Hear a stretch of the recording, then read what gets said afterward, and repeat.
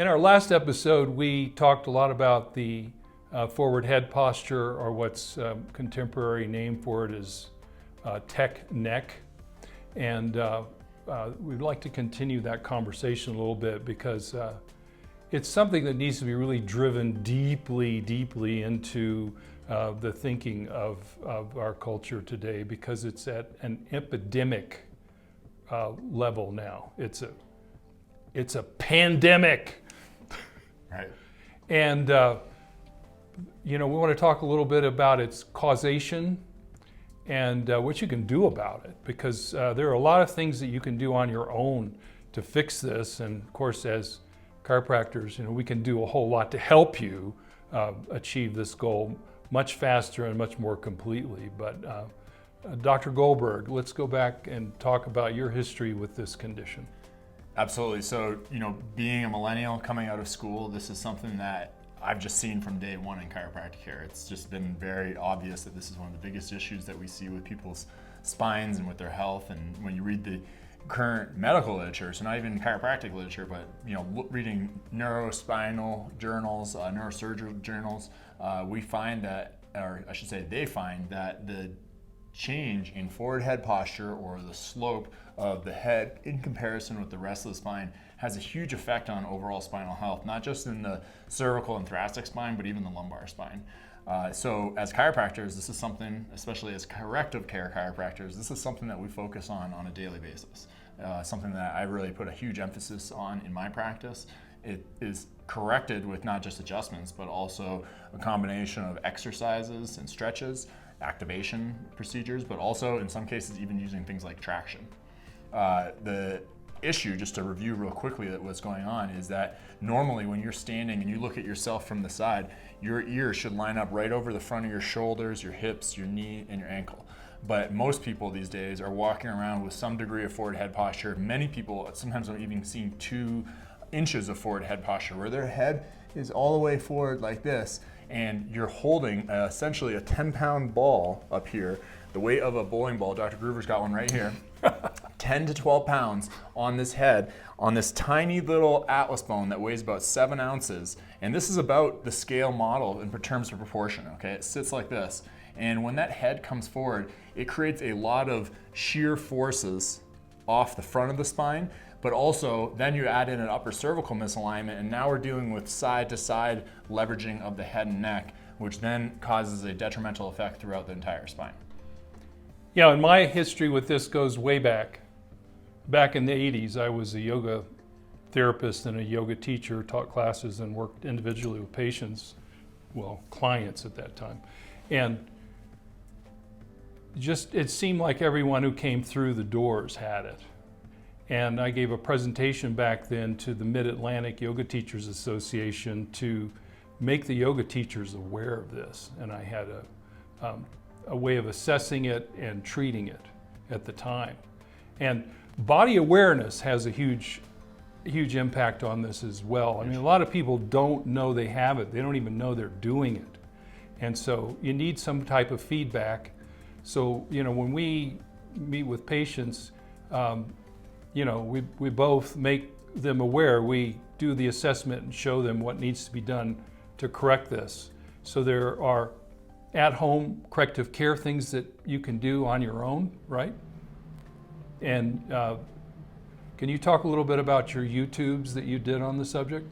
Yeah, so I call them spinal hygiene exercises because, as you'll hear in the videos, I think that we should be working on our posture, and in particular counteracting forward head posture on a daily basis, just like we brush and floss on a daily basis, hopefully twice a day, to counteract getting cavities and other dental decay. If you're not counteracting the negative effects of forward head posture, because the reality is, even like someone who's posture perfect like me and very obsessed with posture, I look down at my phone. I sometimes have to sit at a desk and work at the computer, and I spend most of my day standing, right? But the reality is most people are spending 8 to 12 hours seated at a computer, and then they go home and they sit in their car on the way home, and then they get home and they sit in front of the TV for many hours, and there's not a lot of change in the structure or the posture of their spine. So essentially, you do that for hour on hour, month after month, year after year, and you're gonna get stuck in this position. And that's just biomechanically non-advantageous position for your body. You're gonna start to wear the joints out a lot faster, you're gonna wear the discs out a lot faster, and that's when we start dealing with a lot worse issues than just a stiff shoulder, right? It can get very complicated and eventually lead to spinal surgery.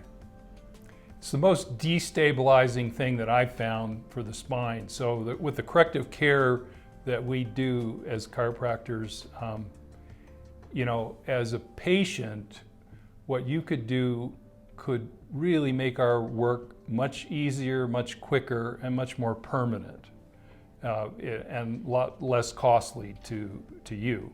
So as a chiropractic patient, it's something that's really imperative that you get this and that you devote yourself to overcoming it. So there are lifestyle changes that you can make that can make a big difference. How about talking about the lifestyle changes? Yeah, well, like I said, doing these exercises on a regular basis, 1 to 2 times a day, they're free. If you find the playlist on the YouTube channel, those are the same exercises that I teach all my patients. And what's the name of your channel? Core Chiropractic. Okay. Yeah, so there it is. Look for the Spinal Hygiene playlist. You should be able to find it if you click around. If you find that and you put that into practice, and you also focus on things like your ergonomics, right? Not sitting, for example, during the pandemic, a lot of people are coming and telling me how they're working off a laptop on their couch. So if you're in this slouch position, looking down on a laptop, again, for 8 to 12 hours a day, you're really wreaking havoc on your body, right? So we really recommend lifestyle modifications like working at a standing desk, or if you have to sit, getting more of an ergonomic chair and setup and desk arrangement, making sure your monitor is at eye level, not below, and you're looking down on a regular basis. I always tell people when they're texting, instead of looking down at the phone, try to hold it up, looking directly at it. That's another good way to do it. And there's many more things you can do. That's just kind of tip of the iceberg, really. Yeah, one of the great things that I got was for my laptop, if I'm sitting, I like to put it on a stand. Mm-hmm. And it's great then to have a separate keyboard and mouse so that you can just operate this and have your arms down in their correct ergonomic position, and you can sit up straight and have your head in the right position. So the main thing is you don't want to do anything that does this to your body, which when I talk to my patients, I say avoid the C shape with your body.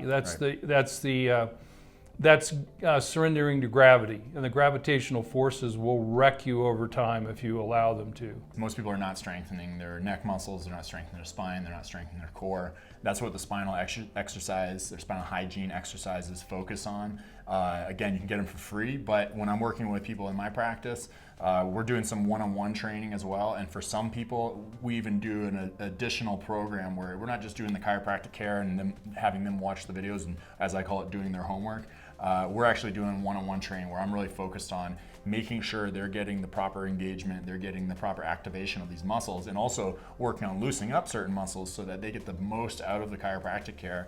And when someone asks me, what's the best way to get the best results and ultimately see me less, which is also one of my goals. I want to see my patients less and less over time. Even if I love working with them, I'm not trying to see them every week for the rest of their lives. And if we can teach people ways to be more body aware, to live a stronger, healthier life through their spine, then that's going to make them more self-sufficient. They're going to hold their adjustments for longer. They're going to feel better for a longer period of times. Of course, we can't avoid certain accidents and injuries, but there's definitely a lot of things we can do to prevent wear and tear on a daily basis. And there's a timeline here, there's an urgency. So now if you're a young person under 40, you have a little time here before your spine starts getting really stiff. We work all the time and find that people, as soon as they reach 40, they start feeling the sins of their youth. Yeah. They feel the aches and pains of all the accidents and injuries and, falling on the playground and falling out of tree houses and crashing on their bikes and stuff like that. Sports injuries, children's sports injuries, and even high school and college injuries. They don't show up until they're 40. Right. And a lot of times those things start getting really locked in by that time. So If you're under 40, get on this right away.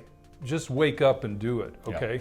And if you're over 40, it's going to take a little longer to fix this, but it's worth the trouble. I mean, I work with people that are 80 years and beyond on this because it's such a huge priority. Right. And even if there's only a little bit of improvement, that amount is just phenomenal. It's just very, very inspiring. So anything more to say before we sign off today?